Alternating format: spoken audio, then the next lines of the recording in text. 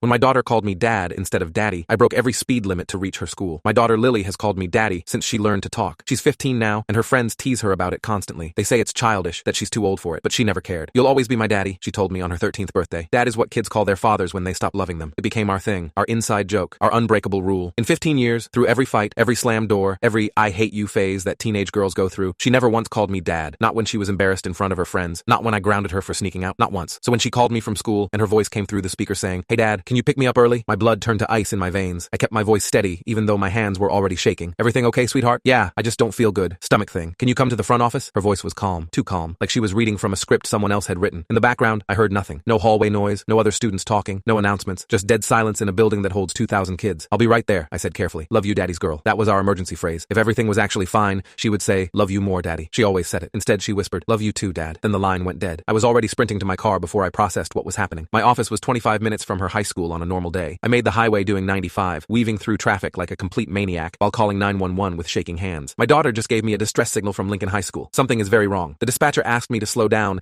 and explain what I meant by distress signal. She called me dad. She has never called me that word in her entire life. She's telling me she's in danger without being able to say it out loud. Someone is listening to her. There was a long pause on the line. "Sir, we're receiving multiple calls from Lincoln High right now. What is your daughter's name?" My heart completely stopped. "Lily Brennan, freshman. Please tell me what is happening at that school." The dispatcher's voice changed to something more urgent. "Units are already en route. Sir, do not approach the building when you arrive." I hung up and pressed the accelerator to the floor. I pulled onto campus and saw 6 police cars with lights flashing, officers crouched behind their vehicles with weapons drawn. Parents were screaming behind a police tape line 200 feet from the main entrance. A helicopter circled overhead. I jumped out and ran toward the building until an officer tackled me hard into the grass before I made it halfway. "Sir, you cannot go in there. That's my daughter inside. She called me. There's an armed individual in the building. SWAT is en route. You need to stay back." I looked at the school. Every blind was drawn, every door shut. Somewhere behind those walls, my 15-year-old daughter was speaking in code because someone dangerous was close enough to hear everything she said. Then I heard a single gunshot echo from inside the building, and my entire world collapsed into that sound. The next 12 minutes were the longest of my entire life. Officers finally breached the east entrance, and I heard shouting, commands, pure chaos. Students started flooding out the emergency exits, running, crying, some of them covered in blood that wasn't theirs. I scanned every single face desperately. Then I saw her. Lily came out with her arm wrapped around a younger girl, guiding her toward the paramedics. When she spotted me behind the tape,